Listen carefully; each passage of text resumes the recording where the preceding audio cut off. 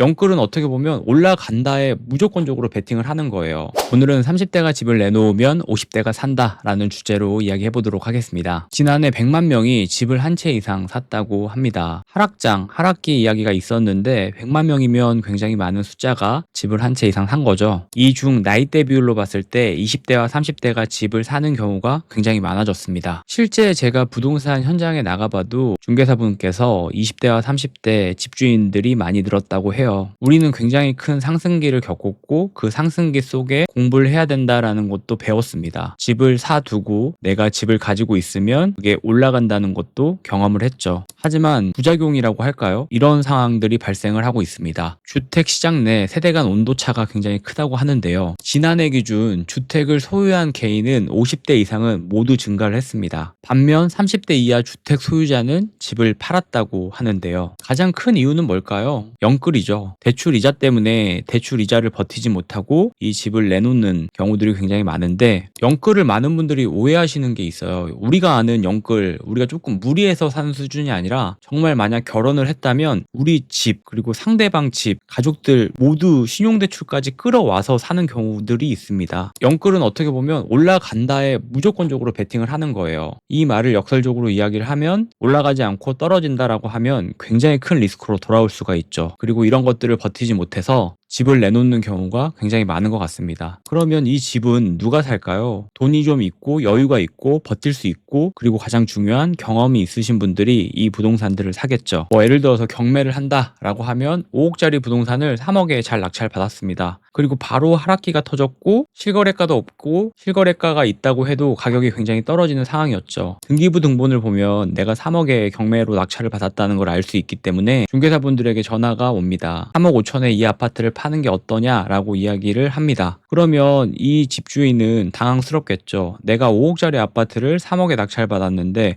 3억 5천에 파는 거면 손해를 보는 거 아닌가? 라는 생각을 합니다. 그럼 중개사가 이야기를 하겠죠. 그때 5억에 사셨을 때는 굉장히 상승기 때 산 거고 지금은 거래도 없고 계속 떨어질 것 같다. 사장님 3억에 낙찰받지 않으셨냐? 그러면 3억 5천에 산다는 사람이 있을 때 빨리 파시는 게 나으실 것 같다 라고 이야기를 해요. 그러면 이분은 굉장히 마음이 흔들립니다. 경험도 없고 사실 2억을 싸게 샀다고 하는데 이것도 내 기준과 원칙에 의해서 산 게 아니라 어떤 컨설팅이나 운이 좋아서 산 것들이 될 수도 있었겠죠. 그래서 내 마음 편하기 위해서 3억 5천에 이 부동산을 팝니다. 그리고 그 아파트가 7억이 됐어요. 그리고 그 분은 이제는 부동산을 하지 않는다고 합니다. 저는 이걸 보면서 느꼈던 건 기준과 원칙이 없으면 사실 어떤 투자도 버틸 수가 없고, 이 버틸 수가 없다라는 거는 재테크에서는 돈을 벌 수 없다가 될 수가 있거든요. 그래서 제가 이 이야기를 들으면서 가장 크게 느꼈던 건 첫 번째, 무리해서 투자하지 말자. 내가 사실 경험이 없기 때문에 너무 과도하게 이자가 늘어나거나 이거에 대한 부담이 생기면 아까 얘기했던 내 마음만 편한 투자를 하실 수가 있어요. 그리고 두 번째, 경험이 부족하다면 내 기준과 원칙을 쌓을 수 있는 공부를 좀 해보자. 물론 부동산은 실행이 굉장히 중요하죠. 하지만 요즘 분들 보다 보면 너무 무모할 정도로 실행을 하시는 분들이 있어요. 분명히 실행력은 중요하지만 그 실행력을 뒷받침해줄 공부는 되어 있어야 한다. 그래서 오늘은 30대가 집을 내놓으면 50대가 집을 산다라는 주제로 이야기해봤습니다. 저는 역설적으로 이 이야기를 경험이 없는 사람이 집을 내놓으면 경험 있는 사람이 집을 산다로 받아들였고, 여러분들의 생각도 좀 궁금합니다. 오늘도 영상 봐주셔서 감사하고 다음에 또 좋은 이야기로 영상 만들어 보도록 하겠습니다. 감사합니다.